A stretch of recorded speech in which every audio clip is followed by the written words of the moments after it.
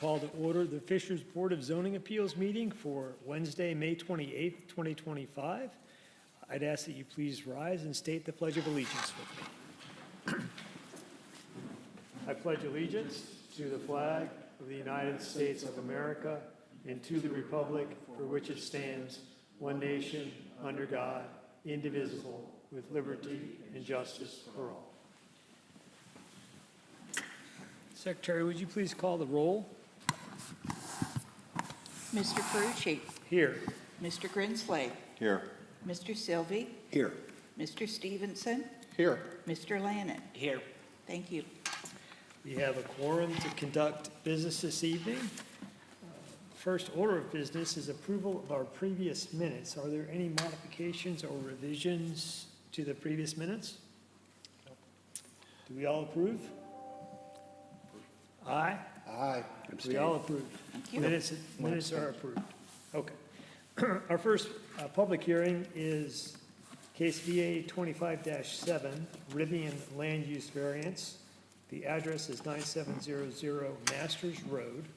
It's consideration of a land use variance from sections 5.1.5 of the city's UDO to allow an experience center and facility for the sale, service, maintenance, charging, repair, and storage of new and pre-owned electric vehicles and related parts and accessories for general office purposes and for any related uses. Our petitioner is Dylan Reynolds. Mr. Reynolds?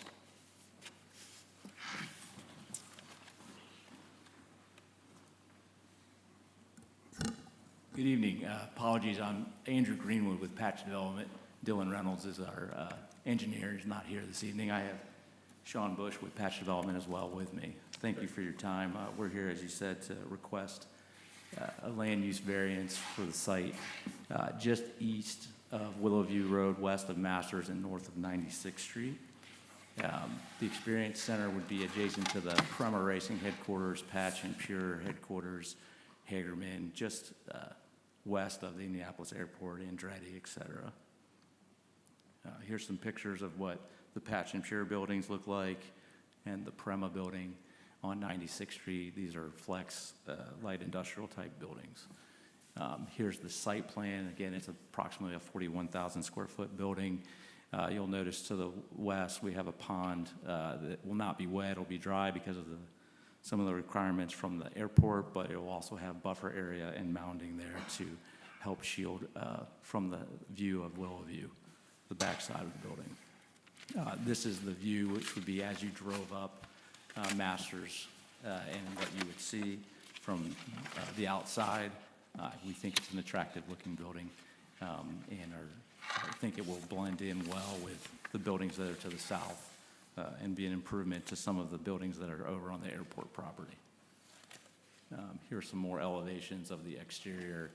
This is, would face south directly, and this would be exactly east as well. The current allowable use is it's zoned municipal airport. Again, we bought this property from the airport and developed, this would be the third building we'd be developing there. So it currently allows manufacturing, industrial, research and development, warehouse distribution, bar, tavern, lounge, land uses. We're seeking this land use, I'll read it once again, a facility and experience center for the sale, service, maintenance, charging, repair, and storage of new and pre-owned electric, and we highlight electric vehicles and related parts and accessories for general offices purposes and for any related uses. This use would ensure the site is only used for electric vehicle uses and would not be a traditional auto dealership. And no, we're not requesting any variance from any of the building standards.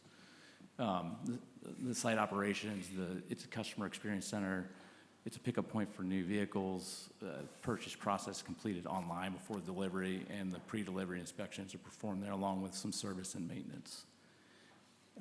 Our justification for this is that we fully comply with the zoning and building standards. We're requesting minimal relief to allow for an electric vehicle specific uses. Rivian has identified Fishers as their target market for the Indianapolis facility. This will be the only one in the Indianapolis area. Currently, the closest one is Cincinnati and Fort Wayne. They have a large customer base here, which is why they've identified this as a target area. This will allow the property owner Patch to secure a lease and gain a return on our investment. In addition, it's going to lower noise, traffic, light, and environmental disturbance compared to some of the other uses that are currently allowed in that municipal airport zoning district. Electric vehicles, if you're not aware, they're a little bit cleaner and quieter than gas vehicle, especially when it comes to service. There's zero tailpipe emissions, no motor, no motor oil or gasoline on the site. There's minimal noise from the vehicles. During the hours of operation, the overhead doors would be closed, minimize any noise that would escape from the interior, while we would always make sure we complied with the noise standards here in Fishers. The lithium batteries are not inventoried on site, so if they are needed, they're brought on site and are removed within 48 hours. It's estimated about 6 to 10 vehicles will be serviced per day, along with 2 to 5 customer pickups per day. So not a heavy traffic user. This won't adversely affect the surrounding property values. It's consistent with the other development, as we've shown. Our building, the Integrated Global, Fishers Municipal Airport, and Premier Racing. In addition, we'll be completing the trail from the end of our property all the way to the corner of Willowview and Masters. And as I spoke about before, there'll be adequate screening and landscaping to the west. In addition, we feel that this aligns with a comprehensive plan, create a plan that the airport property that incorporates a mix of uses and increases opportunities for employment. We believe that this does. So in conclusion, we think it's targeted, minimal, and in harmony with surrounding area.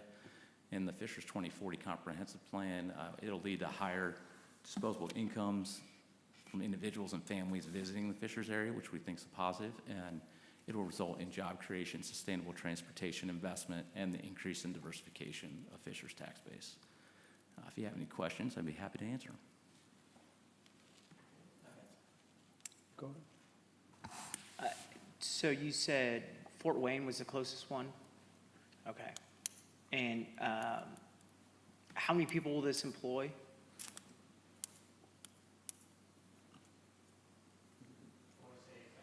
Okay. About 25 people. What's the average hourly wage? Do you guys know that? You may not know, and it's fine if not. We don't have it off the top of our That's head. fine. We can get that, but it's approximately 25 employees. Okay. And it's a Thank you. mixture of, service techs and other folks, so these are not, some of them are engineers that are dealing with some of the computer aspects, others are more customer service For type sure, folks. right. Yeah. Okay, thank you. Will any of the automobiles be inventoried there? Is there outside storage? I think there's a preclusion in what we've agreed to and is a part of what the city has required, that no non-electric vehicles will be inventoried there. And primarily they bring these vehicles in once they've been purchased, so they're not sitting there on the lot like a traditional dealership. Thank you. Staff?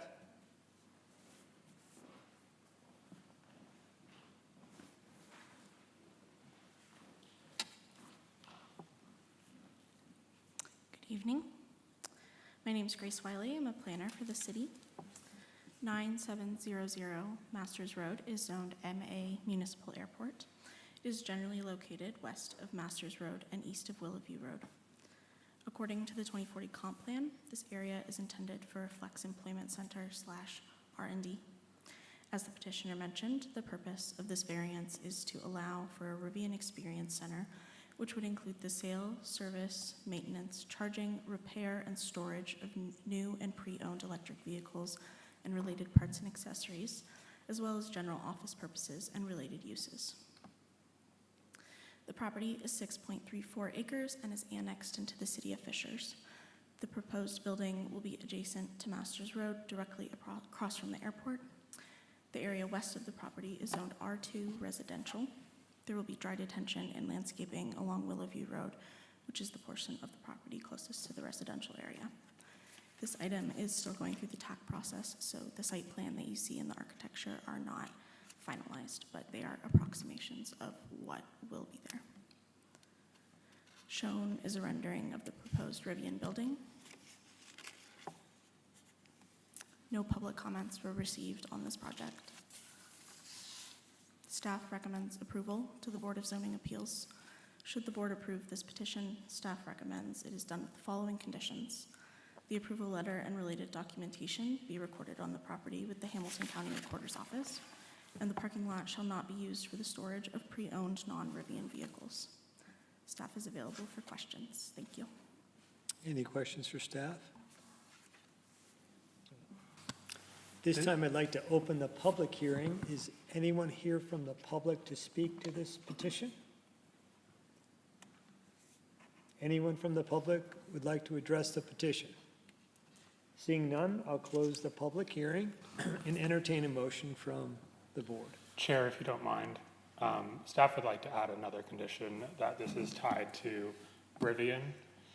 Therefore, if Rivian is no longer the user, this variance would then be void. Board, do we have any questions for Ross? So we have an additional condition. I'll make a motion that we approve VA-25-7, subject to the conditions that the approval letter and related documents be recorded on the property with the Hamilton County Recorder's Office. The parking lot shall not be used for the storage of pre-owned non-Rivian vehicles, and then the additional condition that this variance is tied to the petitioner Rivian. We have a motion. Do we have a second? Second. We have a motion and a second. Secretary? Mr. Grinsley, Yes. Mr. Sylvie, Yes. Mr. Stevenson, Yes. Mr. Lannon, and Mr. Ferrucci. Yes. Petition passes. Thank you, sir. Good luck. Thank you. Our next order of business is VA-25-8, 13409, Haven Cove Lane, Bellevue variances. I hope I'm saying that correctly. This is a request for consideration of development standard variance of section 3.2.3 and 6.3.4B3D of the city's UDO and the Marina PUD ordinance 041210 to increase the maximum permitted impervious surface from 35 to 59% and to increase the maximum permitted height from 35 to 42 feet for a new single-family home. Our petitioner is John Cross. Mr. Cross?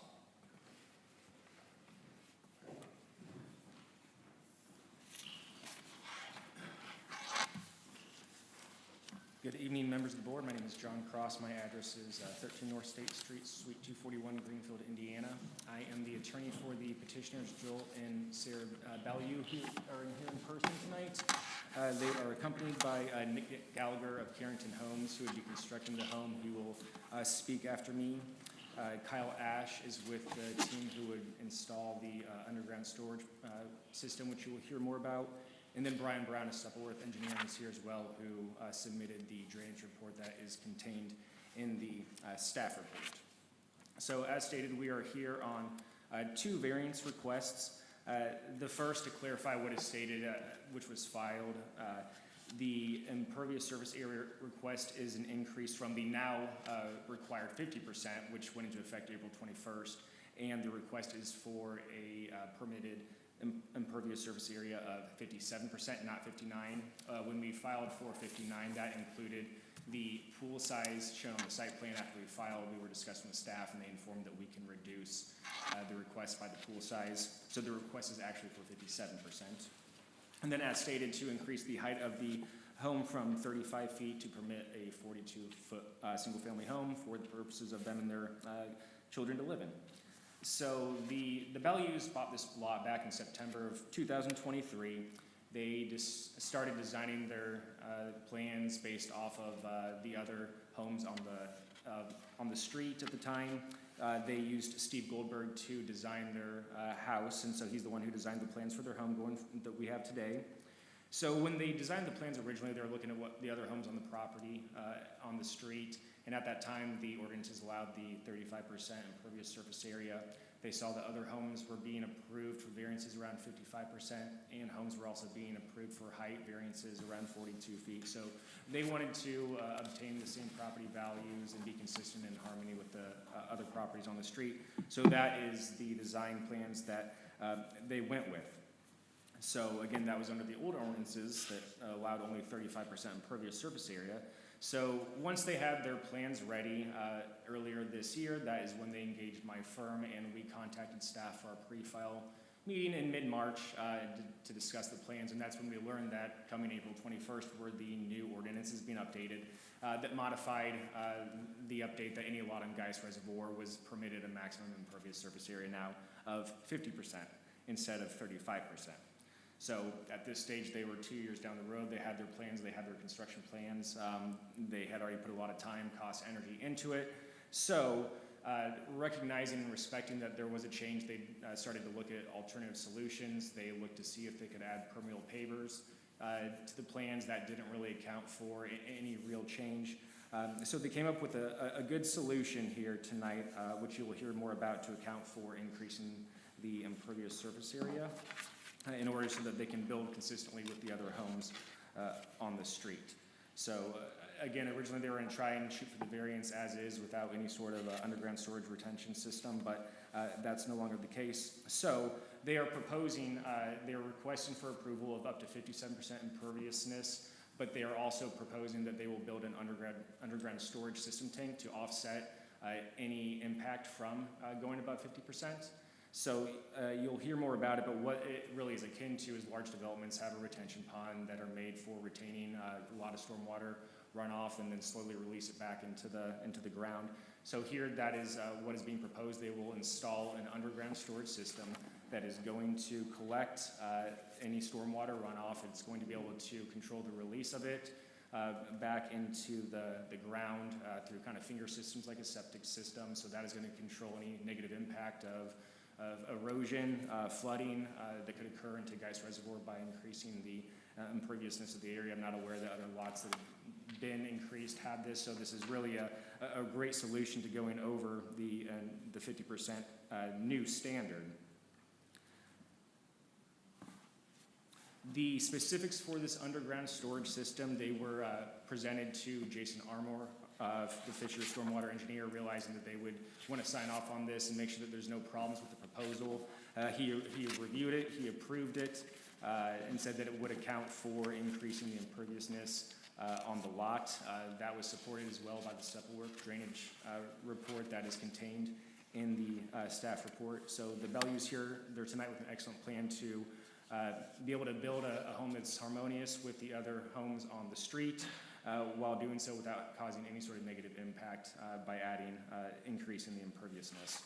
So there's not going to be any sort of injury here because, again, there's other homes on the street that have the same similar size, same height as well, and this is going to completely offset any negative impact. It's going to bring us effectively under the 50% requirement by installing the underground storage system. It's a costly thing to do. It's typically, I mean, they're becoming a little bit more prevalent in residential areas, but you see them more in commercial. So it's really a good system and a good way to offset any negative impact that there could be from drainage issues here. And maintenance-wise, the maintenance operations were submitted as well when we filed. It gets annually inspected every year, and it's very easy to maintain if there's any issues with it. So that way it can continue to work, and it's not going to cause any issues to to this lot or the neighbor's lot as well. With respect to the house height, again, we are requesting to go up to 42 feet. Where our house is located, there's no, and here's the front and the rear elevations showing where we are. To the rear of the home there's no development or a lot that can be developed behind it, so we wouldn't be impeding any views behind it. So not accounting for disrupting the views of any nearby lots, but it'll be similar to the other lots in the street as well. So we're not interrupting any use or property values elsewhere. But what they're trying to do is actually build their home to be consistent with the property values and size of the other properties on the street that have been approved. I drove the street today, and clearly these are really large, nice homes being developed on this area of Geist, but there's clearly not a lot of new development going on in Geist. This was a great opportunity that they jumped on. Have really great plans for a nice home to be built there, and with hope for your approval. And so with that, I'm going to pass it on to Nick Gallagher of Carrington Homes.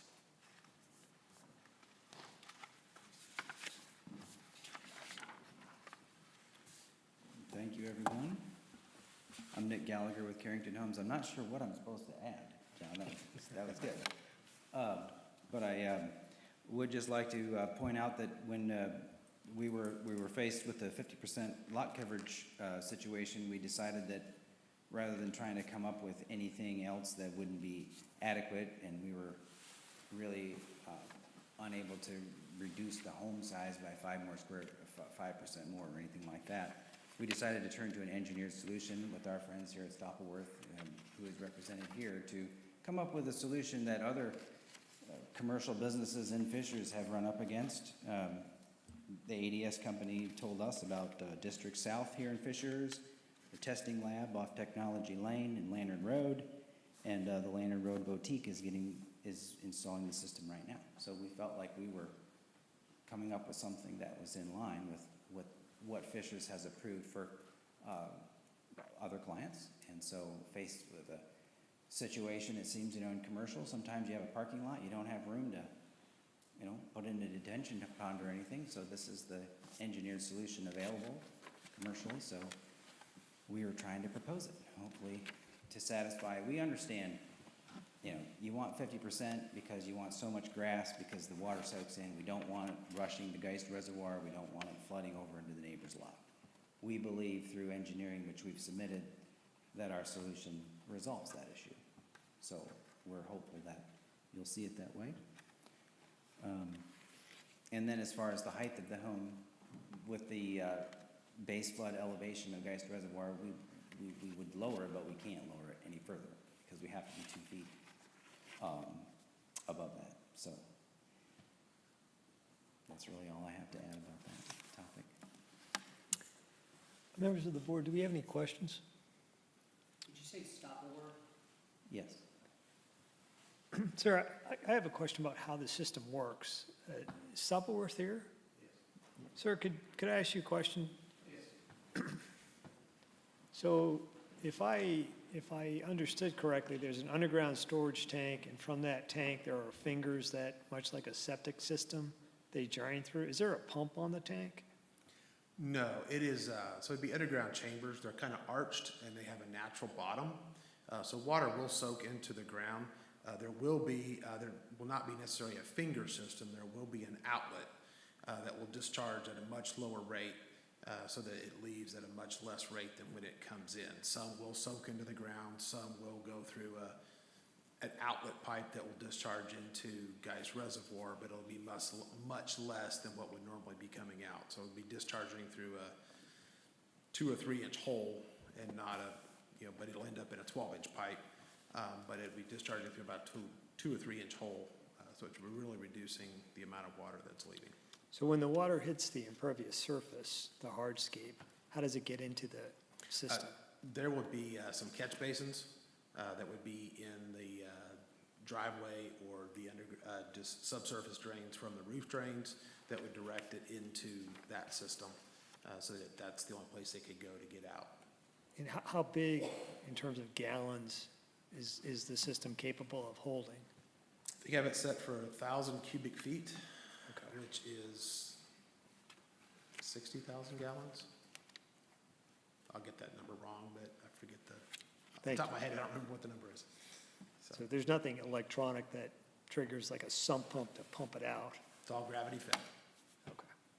Thank you. Members of the board, do we have any other questions for the petitioner? Staff?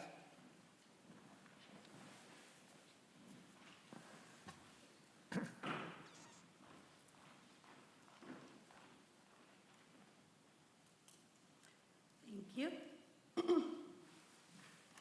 So, this is for 13409 Haven Cove. My name is Gabrielle Heron, and I'm a senior planner with the planning department.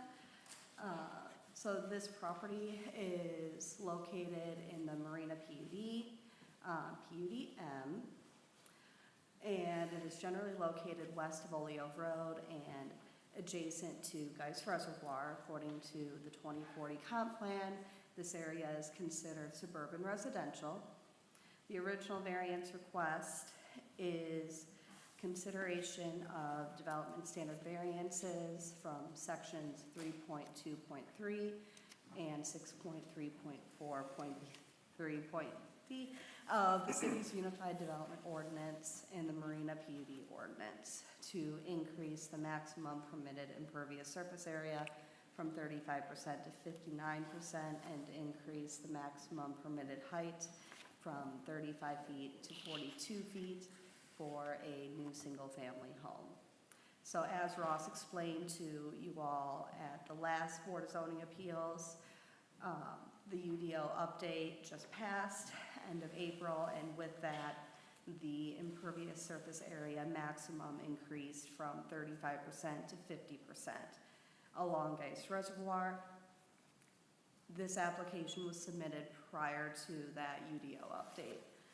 So the new variance request is to, as the petitioner stated, is to increase the maximum permitted impervious surface area from 50% to 57%.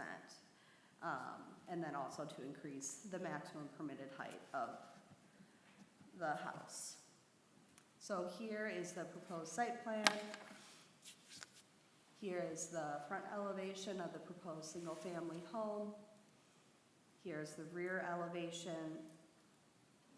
And then here are the neighboring homes, just to show some context for the height portion of the request. These are to the southwest.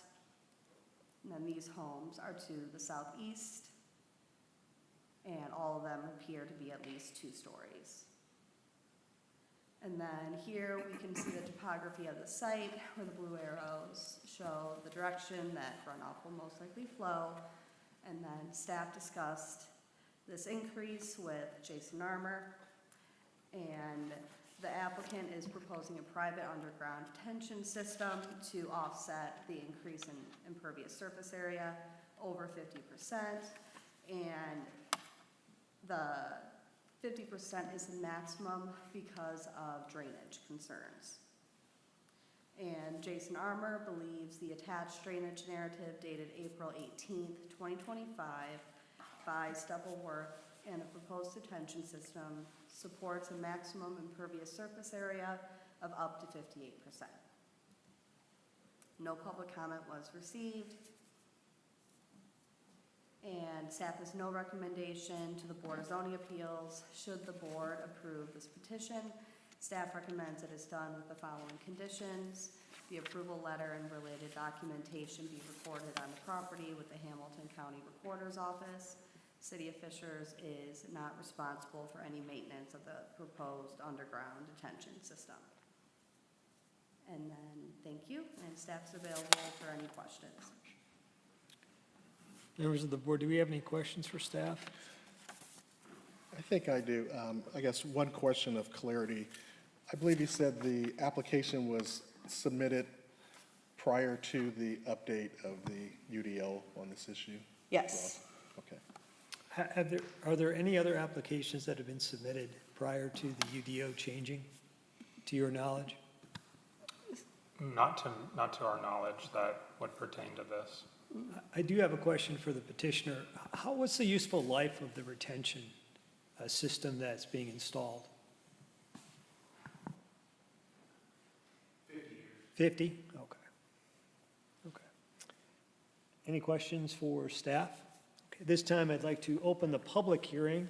If anyone is here from the public to speak to this petition, please raise your hand.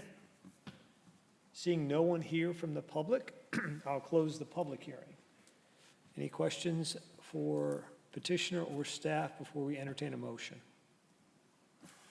Well, just comment, I appreciate the application, the timing of it being filed prior to the change in the UDO, so that was my concern there. Also, the mitigation of the issue regarding stormwater with this underground storage gives us a better context of what we need to decide. Very good. Do we have a motion? I'll make a motion. I make a motion that we approve VA 25-8 on the conditions that the approval letter and all of the documentations be recorded on the property with the Hamilton County Recorder's Office. The City of Fishers is not responsible for any maintenance on the proposed underground retention system. We have a motion. Do we have a second? Second? We have a second. Secretary? Excuse me. Mr. Grinslade, Yes. Mr. Sylvie, No. Mr. Stevenson, Yes. excuse me, Mr. Lannon, I'm going to vote present or absent or however. Dear friend of mine's wife works schedule, so avoid any appearance of impropriety or bias. I think it's best that I just remove myself. Mr. Ferrucci. I vote yes, motion passes. Thank you. Do we have any old business? No. No old business, any new business? Any staff communication? Yes, we do anticipate having a BZA meeting. It will be located in this room on June 25th at 6 o'clock. Very good, thank That's you. Any other matters this evening? No, With sir. that, I'll adjourn our Board of Zoning Appeals meeting for Wednesday, May 28th, 2025.